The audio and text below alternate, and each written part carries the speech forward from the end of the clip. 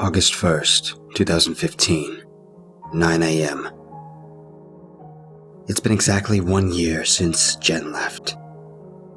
That means it's been 1 year and 1 day since I was fired. I haven't worked since. I used to like the idea of being on disability, free money and all the time in the world to spend with her. I guess she didn't think of it that way. She was always ambitious. I shouldn't say was. Every day I see Facebook updates detailing her constant success. The most recent one was her engagement. I'd never seen her look so happy. I guess I knew that things with us were going downhill when I looked forward to our fights. She'd always say something about how I'm so smart, that I was smarter than she, in fact, but that I had no ambition. It felt so good to hear that someone as brilliant as Jen thought that I was smart, even though she yelled at me in frustration. She claimed she understood my depression and anxiety and how they were terrible roadblocks on the path to my happiness. I thought that meant that she could empathize and still wanted to be with me anyway.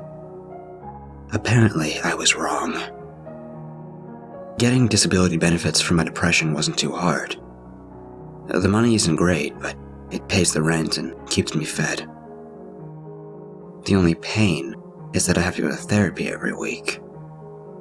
I also need to go to monthly appointments to pick up prescriptions to help combat my depression, ADHD, and anxiety. It's also procedural and detached from anything resembling real care.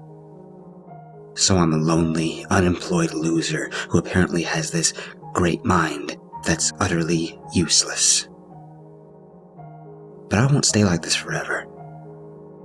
I've discovered something new. Well, something old, actually. Today begins my new life. The medication never worked, the therapy never worked, the behavior changes never worked. Medicine failed me, or maybe I failed medicine. Either way, I'm taking control of myself again.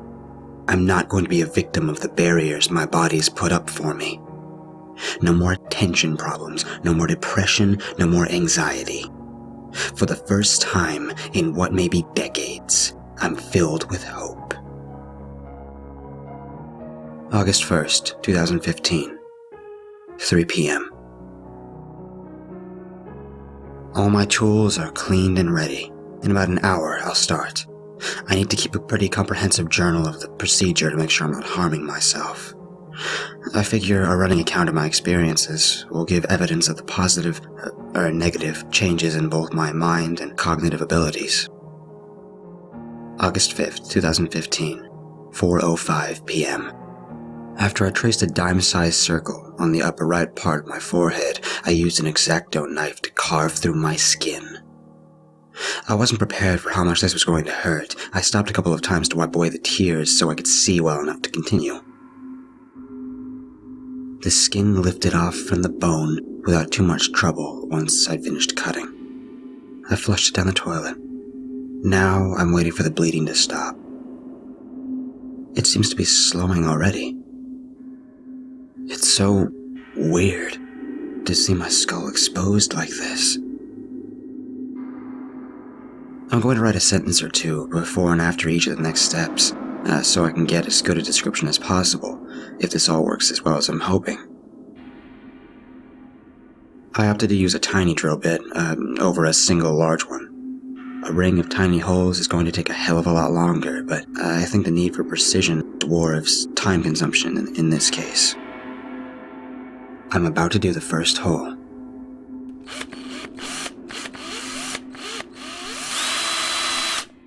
The first hole is done.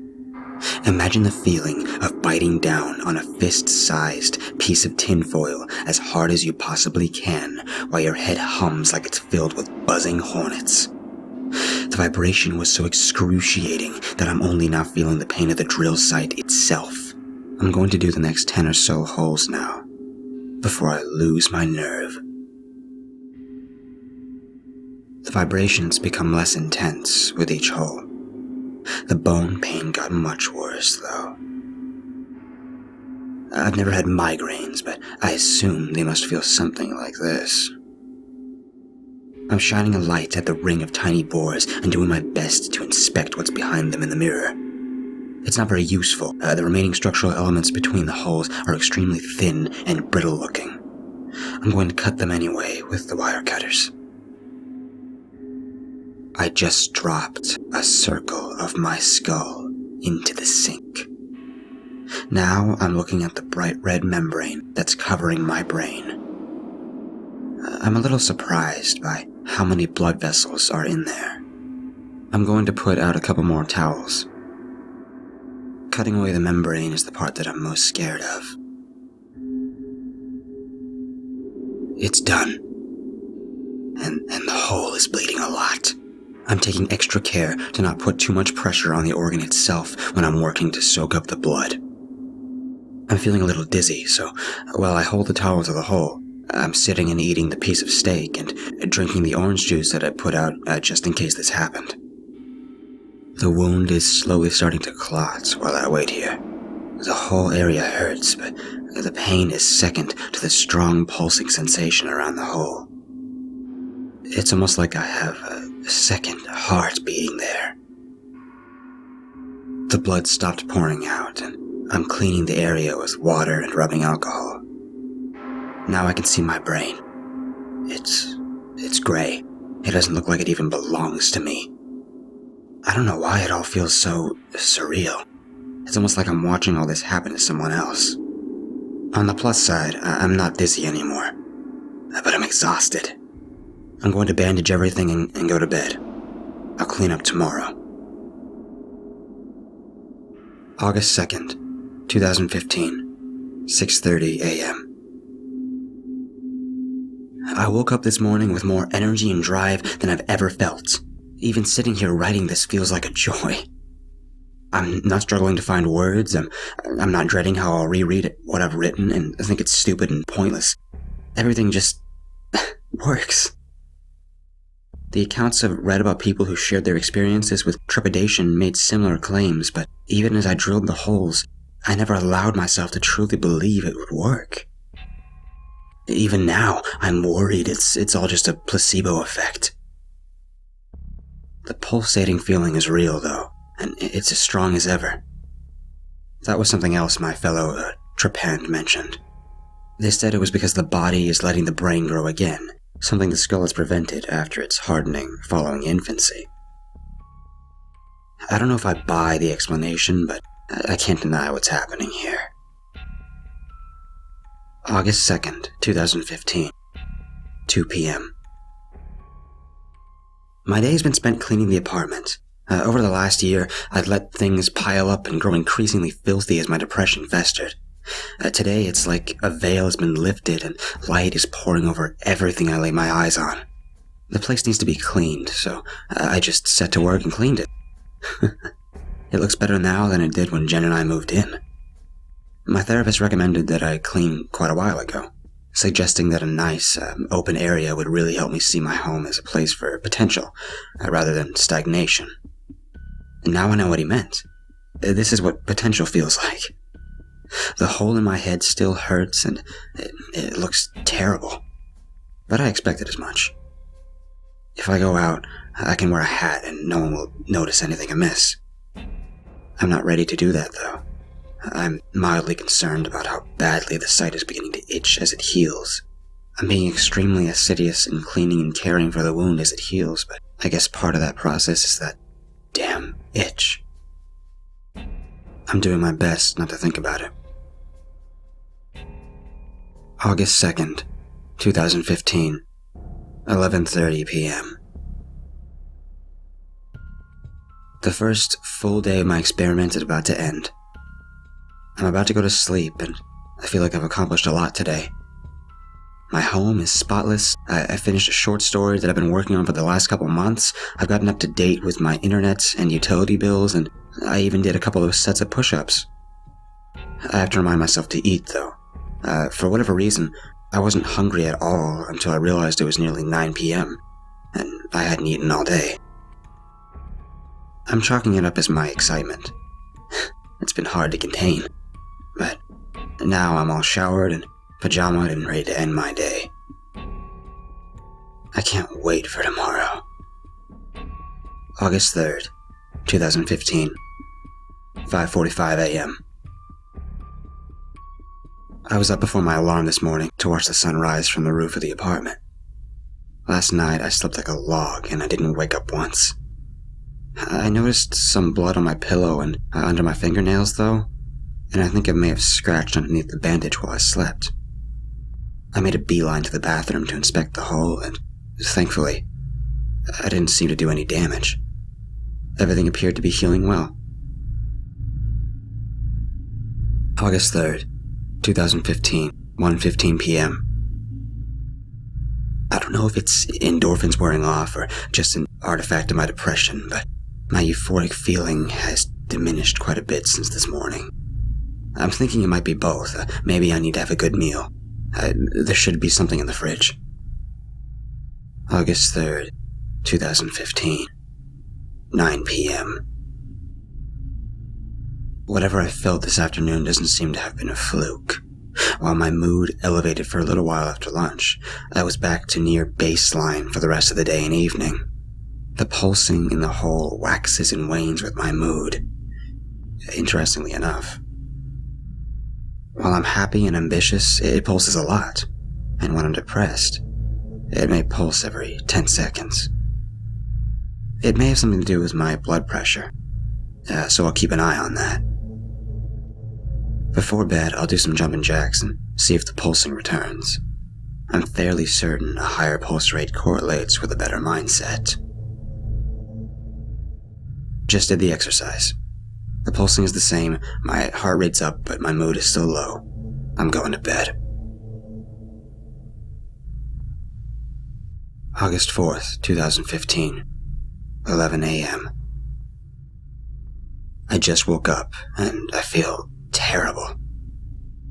I was scratching the hole again. The pillow is soaked with blood, and there are remains of scabs underneath my fingernails. Tonight, I'll wear gloves.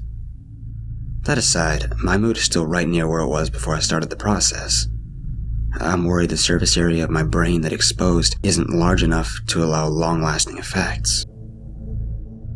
I don't trust myself to widen the hole that's already there, but I'm prepared to do another one about an inch or so away. August 4th, 2015, 12:30 p.m. There was a problem with the second hole. I did everything just like the last time, but on the last tiny bore hole, a crack formed in the skull between the original hole and the new site. I had to peel back the skin I'd left to make sure, but it was definitely there. I was forced to decide whether or not I should leave the broken piece, and I opted against it.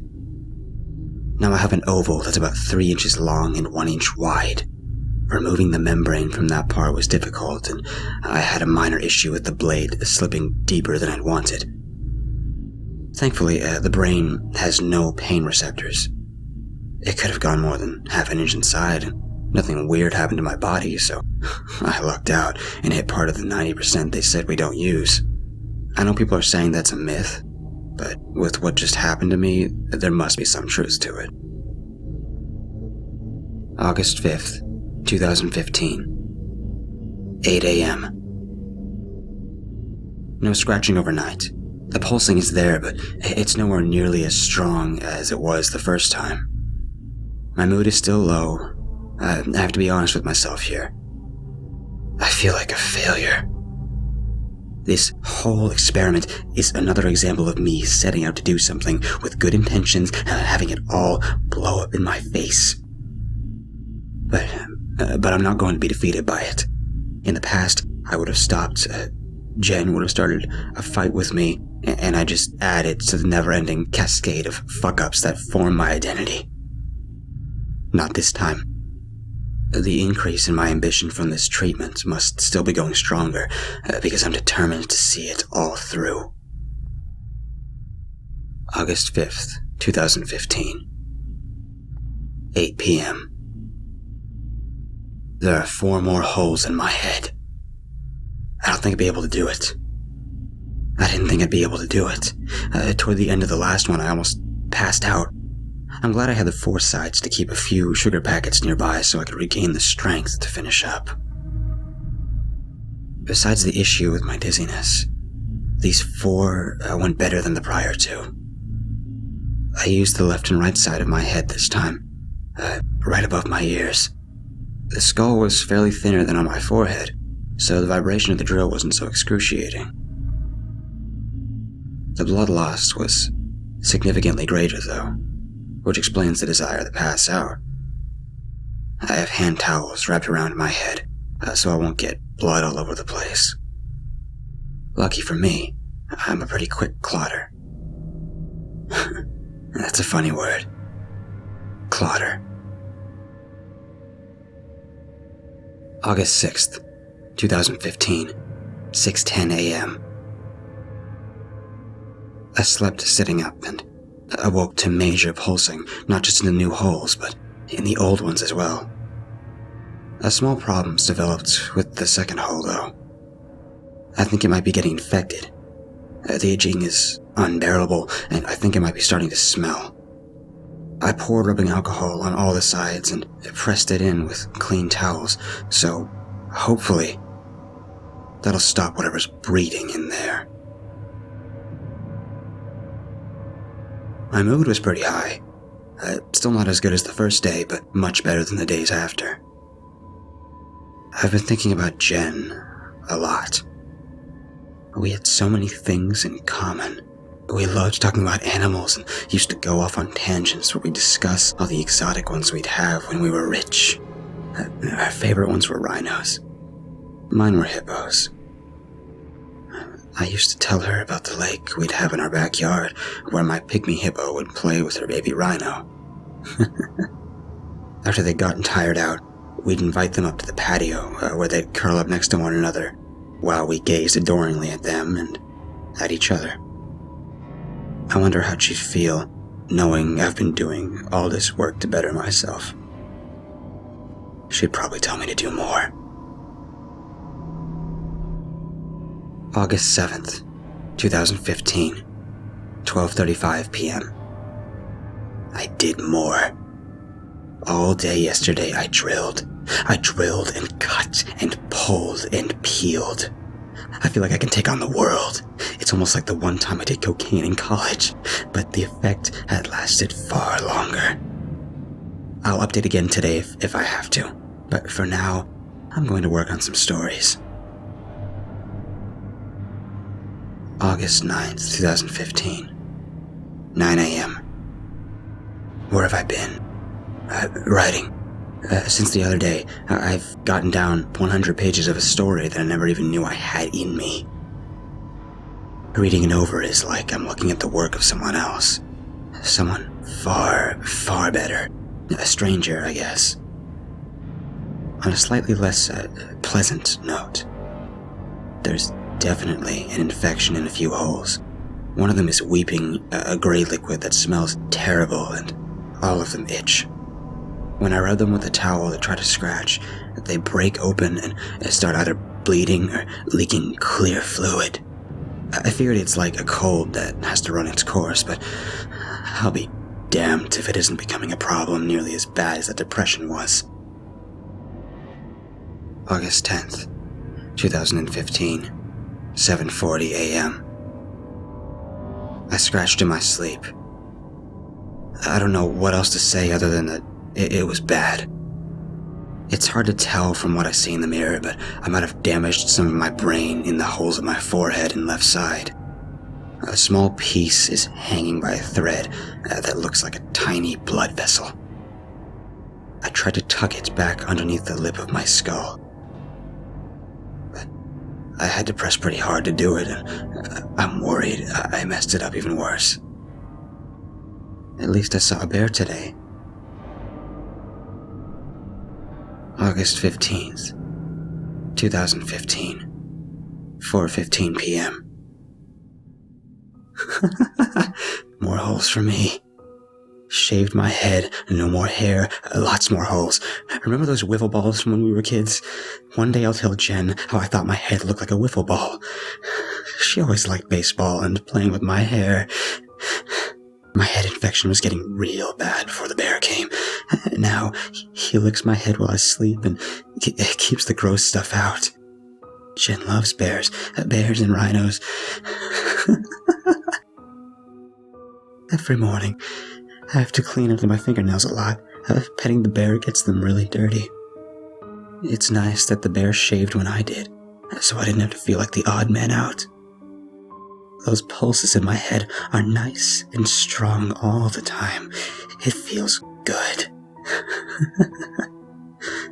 The bear licks me a lot when I sleep.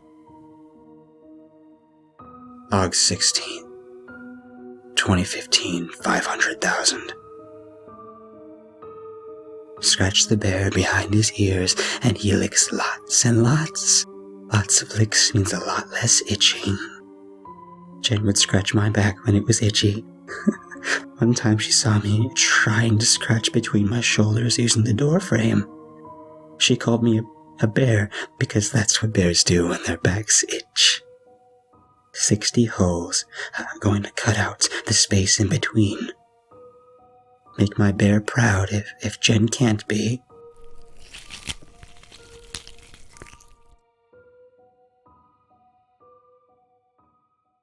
There's always a reason to be afraid.